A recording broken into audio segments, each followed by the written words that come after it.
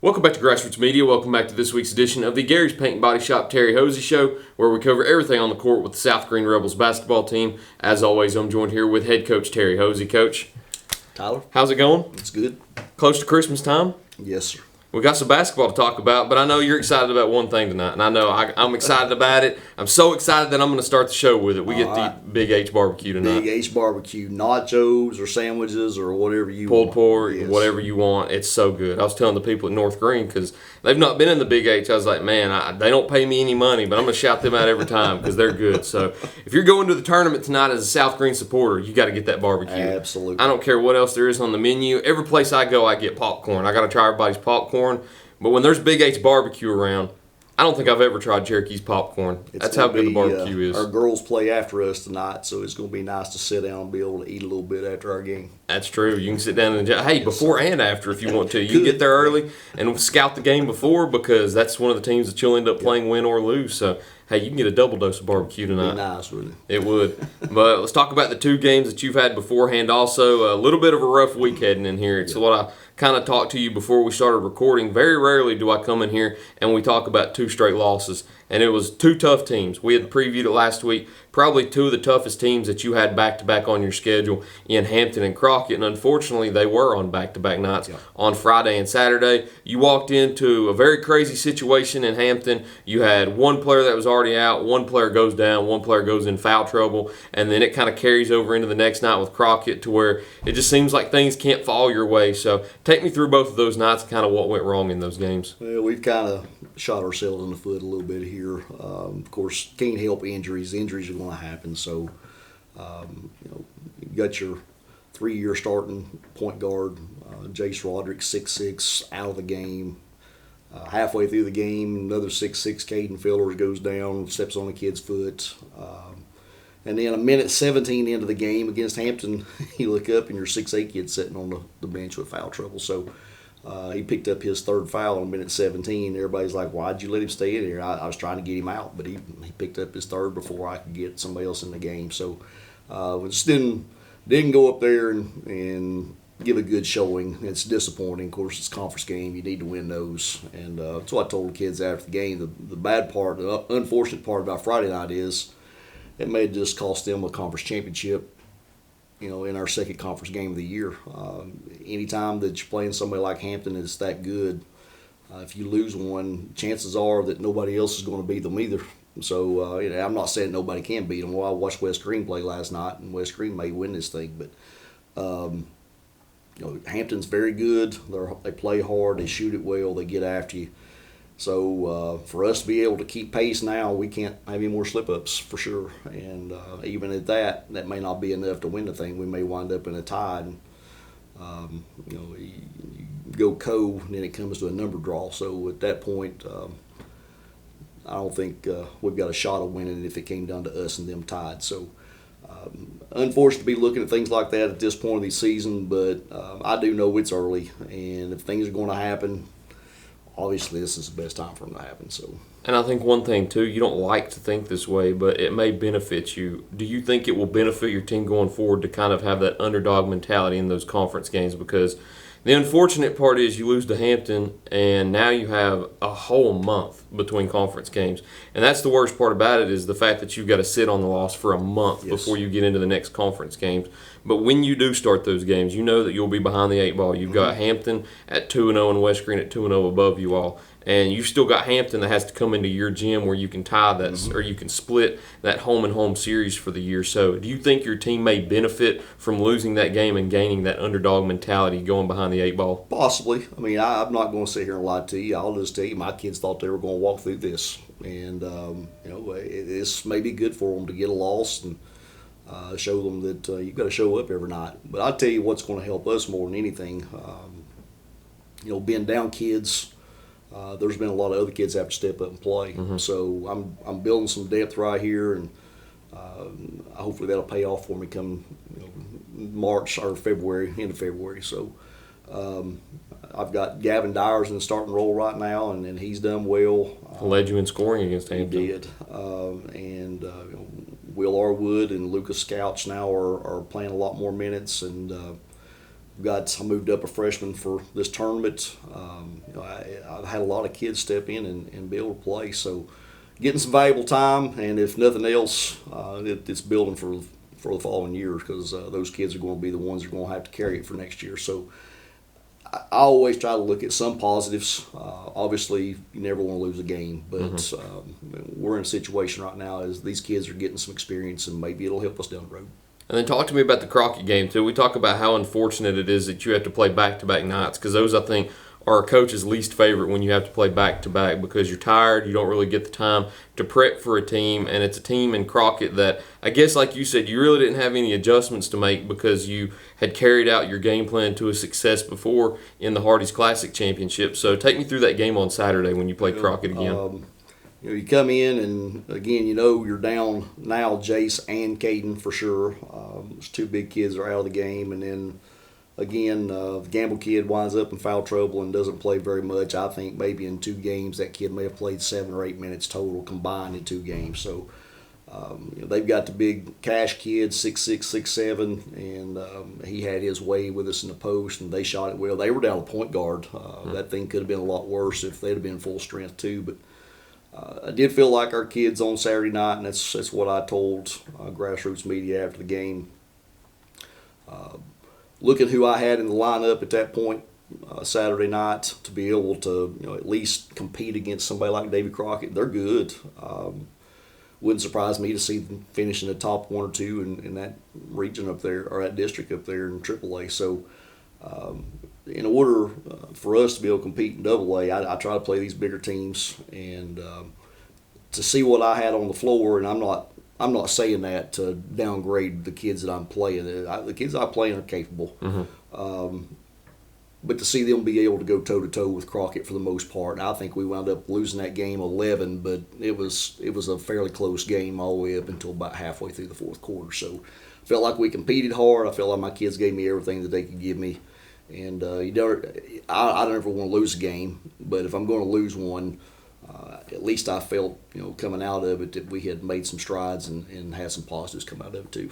And I do like that's the way that you think of it, though, because even in back-to-back losses like that, where you're down 2 starters, you're down another starter to foul trouble, you get to play a lot of those young guys and give them experience against 2 really good teams who, one made the state tournament last year, and one won the state tournament in another classification 2 years ago. Yep. So it's good to get those kids the experience they need in games like that against great competition. It's different when I'm not going to say teams' names, of course, but it's different when you're playing them against teams that you're beating by 20 or 25. Whenever you're forced to play them when you're trailing behind, that kind of gives them the experience of not really that they get on the floor against varsity players. They've got to get on the floor in situations that they will see one day when they become those varsity starters. Absolutely. And even now, honestly, for me, it's building some confidence for me and them.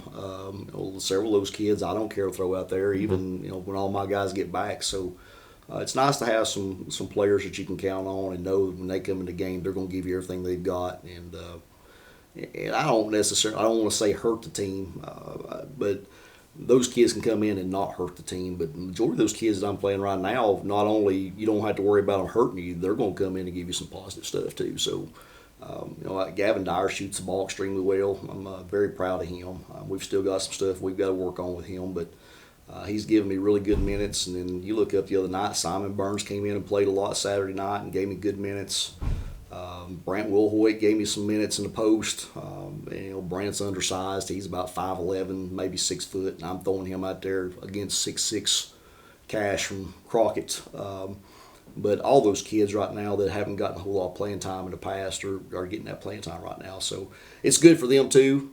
I wish he could play everybody every game. Absolutely, nice. Yeah. But unfortunately, everybody knows that can't happen. So for those kids to be getting time right now, it's good. It's good to see them getting some time too. It's beneficial. Another beneficial thing is you go back-to-back nights. Players are injured. Players get in foul trouble. You had a long layoff between games. I know teams don't really like long layoffs, but in a situation like that, it might be needed to get everybody's mentality right going into this Big H tournament now, because I think you get 4 days off from basketball. Heal up a few injuries, may get one back going forward. But before we talk about that too much, as always, we need to get a word in from our sponsors first. So we'll be right back to talk about that Big H tournament here in just a minute on Grassroots Media.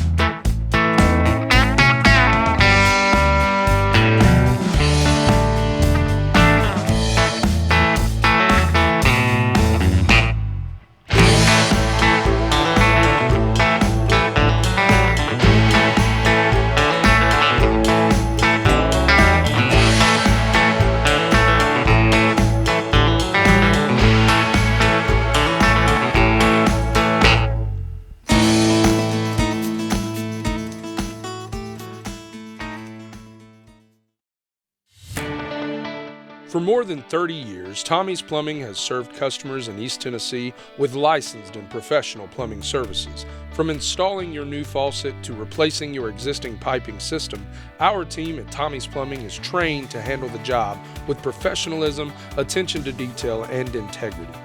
By offering warranties on most products installed by our technicians, Tommy's Plumbing stands behind our work, ensuring that your plumbing needs are not only met, but that your problem is solved for the long term. When you need reliable and professional plumbing service, Tommy's is the only call to make. So give us a call today and let us show you the Tommy's difference.